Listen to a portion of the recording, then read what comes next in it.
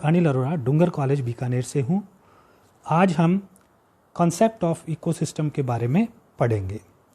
यह विषय जो है वो हमारे इकोलॉजी सब्जेक्ट के अंतर्गत आता है। इकोलॉजी जो शब्द है वो शब्द अर्नेस्ट हिकल ने 1866 में दिया था। हिकल के अनुसार ऑर्गेनिज्म और उनका पर्यावरण आपस में अंतर क्रिया करता है, जिसे हम इकोलॉजी कहते हैं। यह दो शब्दों ओइकोस और लोगोस से मिलकर के बना हुआ है। यहाँ आप देख सकते हैं ओइकोस, लोगोस। ओइकोस का अर्थ है एट होम और लोगोस का अर्थ है टू स्टडी। अर्थात जब हम जीवों का उनके आवास पर पर्यावरण के साथ अंतर क्रियाओं का अध्ययन करते हैं तो उसे हम इकोलॉजी कहते हैं।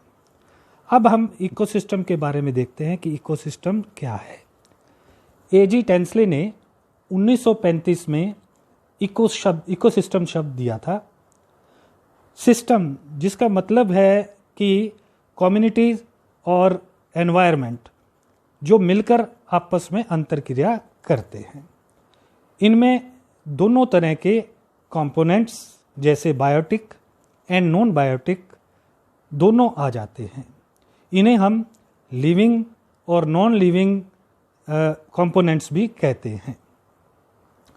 यह इकोसिस्टम जिसमें जैविक और अजैविक कारक परस्पर क्रिया करते हैं वो बहुत छोटे या बहुत बड़े हो सकते हैं। बहुत छोटे जैसे पानी की एक बूंद में इकोसिस्टम हो सकता है। बहुत बड़े जैसे बहुत बड़े ओशियंस, हम जिन्हें समुद्र कहते हैं, वो हो सकते हैं। इकोसिस्टम को हम स्ट्रक्चर और फंक्शन के आधार पर पढ़ते हैं। स्ट्रक्चर में हम स्पीसीज डाइवर्सिटी को बताते हैं, जबकि फंक्शन में हम फ्लो ऑफ एनर्जी को लेते हैं। स्पीसीज डाइवर्सिटी अर्थात विभिन्न प्रकार की जातियां इकोसिस्टम के अंदर उपस्थित होती हैं जो परस्पर मिलकर के एक फूड चेन का निर्माण करती हैं। फूड चेन में प्रोड्यूसर्स और कंज्यूमर्स दोनों सम्मिलित किए जाते हैं। एक इकोसिस्टम के अंदर एक से ज़्यादा फूड चेन उपस्थित हो जाती हैं जो परस्पर मिलकर के फूड वेब का निर्माण करती हैं। यहाँ हम देख सकते हैं ये एक फूड चेन है जिसमें सबसे पहले भोजन बनाने वाले उत्पादक या प्रोड्यूसर्स को रखा है। उसके बाद हमने हार्बीवोरस शाकाहारी को, जैसे यहाँ टिड्डा दिखाया है, उसको रखा है। उसके बाद यहाँ पे टिड्डे को खाने वाला चूहा है, उसको दिखाया है। और फिर चूहे को खाने वाला उल्लू जो है उसको यहाँ पर प्रदर्शित किया है। तो प्रोड्यूसर उत्पादक से लेकर के उल्लू तक यह क्रमश producer, primary consumer, secondary consumer और टर्शरी कंज्यूमर कहलाते हैं। तो एक इकोसिस्टम में ऐसी बहुत सी फूड चेन परस्पर मिलकर के फूड वेब का निर्माण करती हैं। यहाँ आप देख सकते हैं कि एक फूड वेब के अंदर बहुत सारी फूड चेन सम्मिलित हैं। यहाँ पर आप क्लियर इसको देख सकते हैं। एक फूड चेन के अंदर ट्रॉफिक लेवल उपस्थित होते हैं। ट्रॉफिक लेवल पोष स्तर है उस फूड चेन का, न्यूट्रिशनल लेवल है। न्यूट्रिशनल लेवल उस फूड चेन के अंदर उत्पादक हो सकता है और या उपभोक्ता हो सकता है, जिन्हें हम उत्पादक, प्राइमरी कंज्यूमर, टर्शरी कंज्यूमर की श्रेणी में रखते हैं। ये कंज्यूमर्स या प्रोड्यूसर्स मिल करके पिरामिड्स का निर्माण भी करते हैं। पिरामिड्स जिन्हें हम चित्र की फॉर्म में दर्शा सकते हैं, इन्हें एल्टोनियन पिरामिड भी कहा जाता है, क्योंकि एल्टोनियन साइंटिस्ट ने इस पिरामिड का कॉन्सेप्ट दिया था।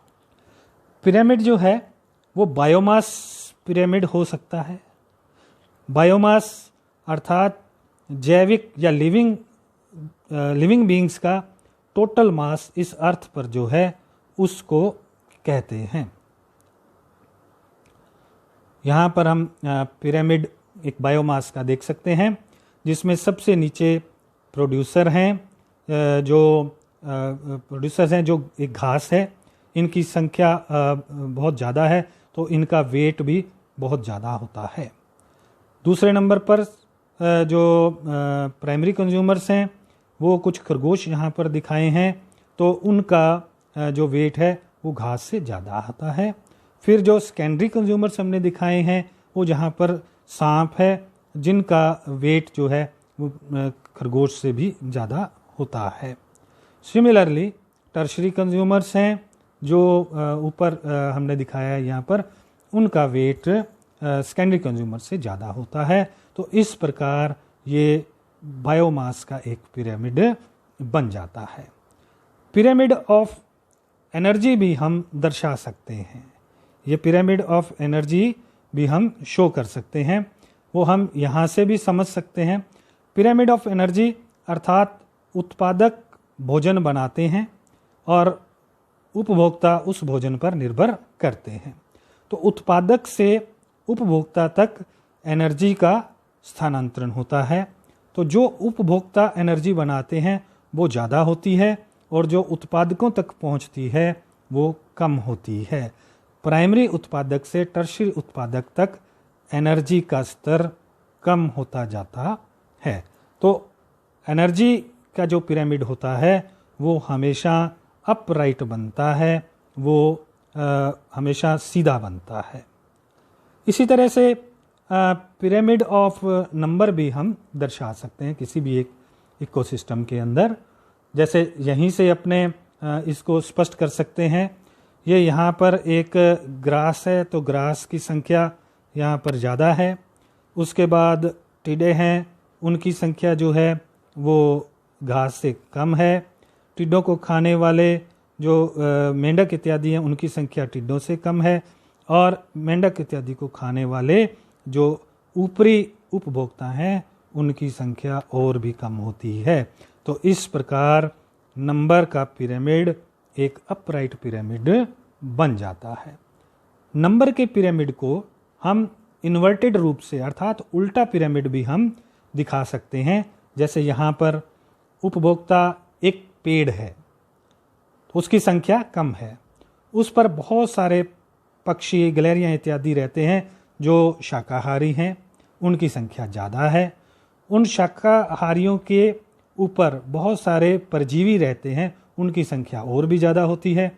परजीवियों के ऊपर बहुत सारे पेरी पैरासाइट्स रह सकते हैं, उनकी संख्या और भी ज़्यादा होती है। तो हम देख सकते हैं कि ये एक इन्वर्टेड पिरामिड है।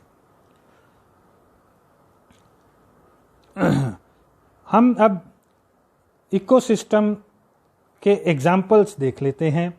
इकोसिस्टम को हम प्राकृतिक, नेचुरल, एक्वेटिक, जलीय, आर्टिफिशियल, कृत्रिम प्रकार में बांट सकते हैं। जो नेचुरल स्थलीय इकोसिस्टम हैं उनमें ग्रासलैंड है, फॉरेस्ट है और डेजर्ट्स हैं।